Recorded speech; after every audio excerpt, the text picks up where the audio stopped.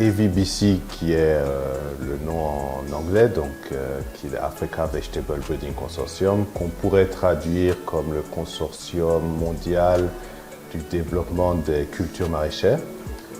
C'est un consortium qui a été développé par World Vegetable Center et par l'association régionale, donc l'association continentale du secteur semencier africain, l'AFSTA. Et l'objectif de ce consortium, c'est de mettre ensemble le secteur privé et le secteur public que nous représentons au niveau de World Vegetable Center. Donc, des différentes compagnies semencières sont membres de ce consortium et nous venons aussi apporter notre appui en termes de tout ce qui est de la génétique, tout ce qui est des nouvelles technologies que nous partageons avec les compagnies privées.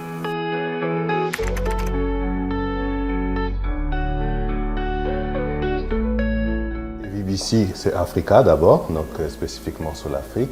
Notre objectif, que j'ai peut-être pas bien clarifié dans ma première intervention, c'est de vraiment améliorer le secteur semencier des légumes en Afrique. Alors pourquoi l'Afrique? Parce que en fait, le secteur du légume, pour que le grand public sache un peu plus, c'est un secteur qui est principalement dominé par les compagnies privées. Et au niveau africain, nous avons beaucoup de légumes qu'on appelle améliorés, qui sont en fait de très anciennes variétés que nous avons sur le terrain. Des fois, nous avons des variétés qui nous sont vendues, qui ne sont pas adaptées. Et les légumes qu'on appelle plus traditionnels, que nous avons l'habitude de consommer, comme le gombo par exemple, pour ne citer que le gombo et l'aubergine africaine, il n'y a pas beaucoup de travail qui est fait par les grandes firmes pour améliorer génétiquement ces variétés. Donc, quand je dis améliorer génétiquement, il n'y a rien à voir avec les OGM pour ne pas perdre nos personnes qui ont peut-être moins de connaissances du secteur. C'est vraiment juste améliorer. Il y a des nouveaux défis en 2025, comme on peut dire des attaques de nouvelles maladies. Il y a le changement climatique qui nous touche tous. Donc, il faut que nos légumes puissent répondre à ces changements. Et pour ça, il y a tout un travail de sélection qui est derrière. Et nous le faisons sur des légumes spécifiquement pour l'Afrique, adapté aux conditions africaines et aux besoins africains. Peut-être juste pour un exemple, pour terminer mon propos. Ici en Afrique, les tomates, par exemple, dans certaines régions, sont déplacées sous une grosse chaleur dans des paniers. Il faut que donc ces tomates arrivent au niveau du consommateur sans être complètement écrasées. Donc dans la sélection qu'on va faire sur ces tomates, on va s'assurer qu'après la récolte, la tomate puisse se déplacer dans les conditions et rester ferme jusqu'à l'arrivée du consommateur. Alors que la même tomate en Europe va se déplacer par exemple dans des conteneurs frigo, dans des bacs bien utilisés et donc a moins besoin de cette capacité à résister au choc.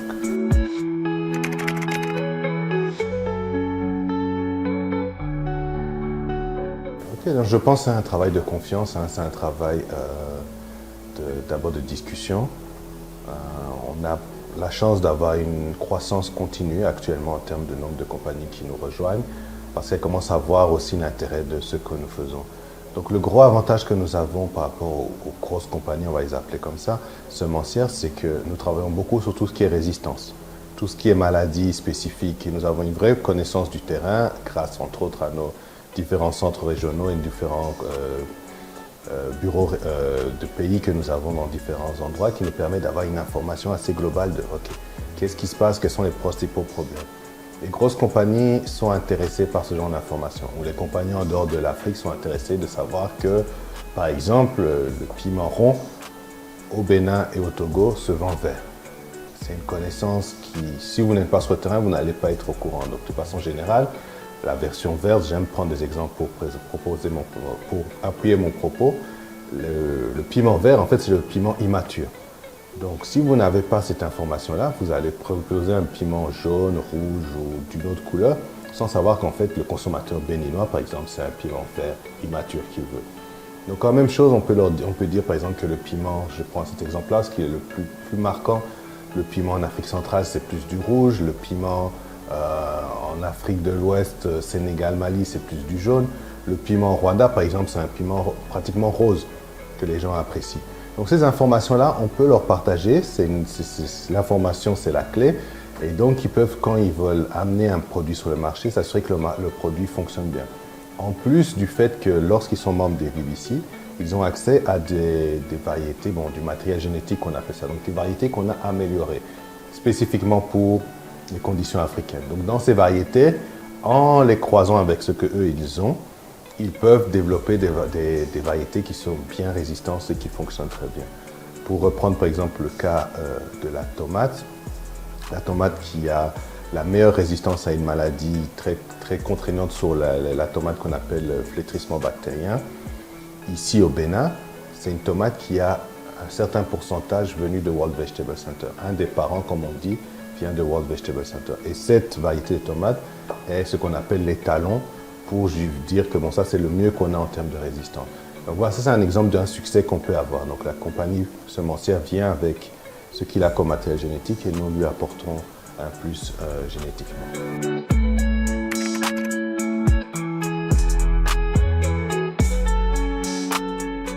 Je pense qu'on a un travail d'équilibriste et on a ce qu'on appelle des marchés de niche. Une compagnie semencière, une grosse compagnie semencière comme on dit, va chercher à toucher par exemple 40 millions de consommateurs. Ça veut dire qu'il va trouver un produit qui va plus ou moins s'adapter à 40 millions de consommateurs. Alors qu'une compagnie, j'ai pris le cas du Bénin, je peux prendre le cas du Mali par exemple, on a des compagnies très actives dans ce pays-là. Elle peut avoir ciblé certaines niches de marché qui sont spécifiques au Mali que la grosse compagnie ne va pas avoir. L'avantage de venir avec nous au sein du consortium, c'est qu'ils vont avoir la même qualité de génétique. Et nous-mêmes, lorsqu'on va avoir des échanges, il y a aussi un autre avantage que je n'ai pas présenté qui est assez important, peut-être un des meilleurs, c'est que les compagnies ont à un moment donné, lors de ce qu'on appelle l'atelier annuel, ils viennent sur une de nos stations, ils voient les innovations que nous avons. Ils peuvent voir visuellement à quoi ça ressemble. Une fois sur cette station, il y a aussi des séances de discussion avec nos sélectionneurs. Donc, en direct avec le sélectionneur, on va pouvoir fixer principalement leurs problèmes spécifiques. Par exemple, dans mon pays, on aime le gombo rouge. C'est quelque chose de très spécifique.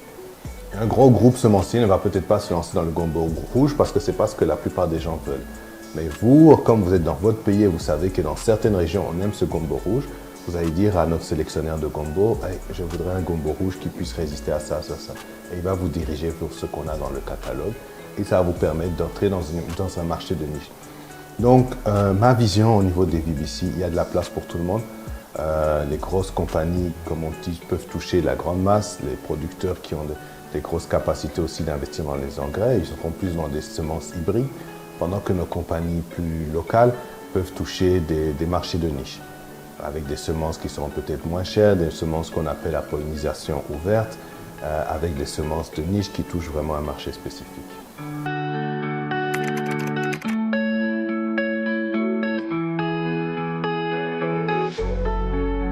À World Vegetable Center, on garde notre position de fournisseur d'innovation.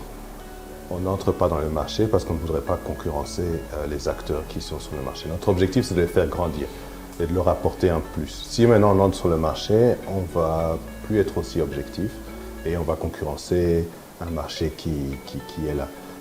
On est une organisation internationale de recherche et notre objectif, c'est de faire de la recherche et que notre recherche touche le plus grand nombre. On est pour le bien commun. On n'est pas une organisation à but lucratif, donc normalement ces activités, on les laisse aux personnes qui sont les mieux à même à le faire. Et puis il faut voir que, je voudrais reprendre encore l'exemple du Mali, où nous sommes en train d'avoir des très bons résultats. Il y a des nouvelles innovations au travers de partenaires qui sont en train de mettre sur le marché des variétés qu'ils ont reçues de World Vegetable Center. Malgré la situation assez difficile que nous connaissons au Mali, il y a de l'innovation qui est en cours parce que notre partenaire sur place a son réseau, connaît ses personnes et peut bien sûr délivrer malgré les conditions peut-être sécuritaires un peu dégradées. Ce pouvoir-là ne pourrait pas le faire. Donc, que chacun fasse ce qu'il fait le mieux et ça sera le mieux pour les petits producteurs.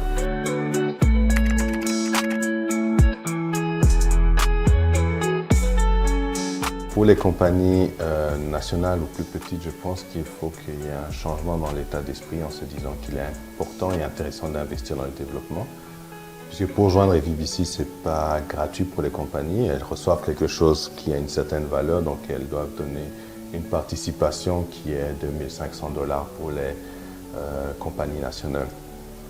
Donc, il faut qu'il y ait un switch pour que plus de compagnies nationales nous rejoignent, pour qu'elles aient accès à cette génétique de qualité.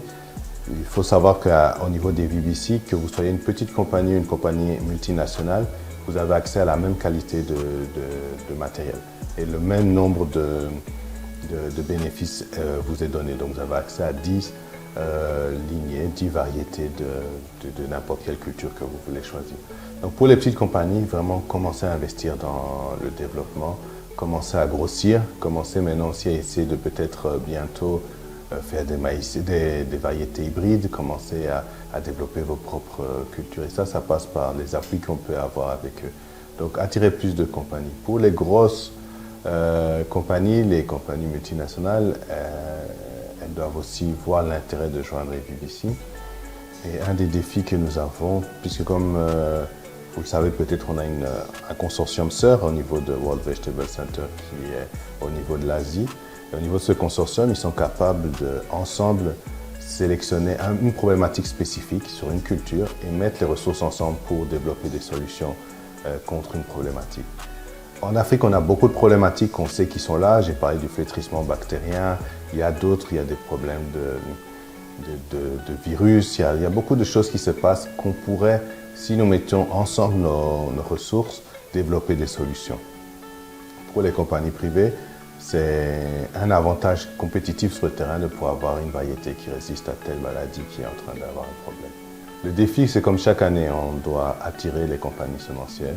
Les compagnies semencières doivent payer leurs cotisations, donc montrer un intérêt, avoir plus de variétés qui sont en main des compagnies semencières. Et un des grands défis qu'on a, c'est ce qu'on appelle notre suivi et évaluation. Parce que quand on donne les variétés aux compagnies semencières, on aimerait savoir combien ont été vendues, qu'est-ce que vous avez fait avec ça. Et c'est toujours un certain défi au niveau des compagnies de nous donner ce genre d'informations qui sont quand même des informations un peu confidentielles, que nous traitons de façon confidentielle. Donc le défi est toujours là, grandir, avoir plus de compagnies, s'assurer que ce qu'on propose touche tout le monde, puisqu'on a, comme on a dit, des compagnies plus nationales, on a des gros groupes internationaux, donc il faut que dans tout ce qu'on propose, chacun puisse s'y retrouver.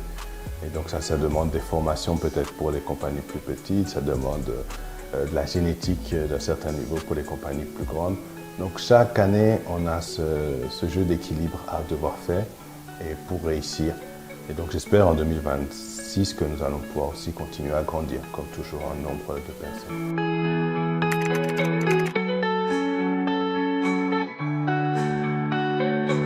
Pour 2026, je nous souhaite d'abord santé et bonheur comme on pourrait le souhaiter. Je souhaite vraiment que chacun puisse être épanoui dans ce qu'il fait, ce qui est le plus important.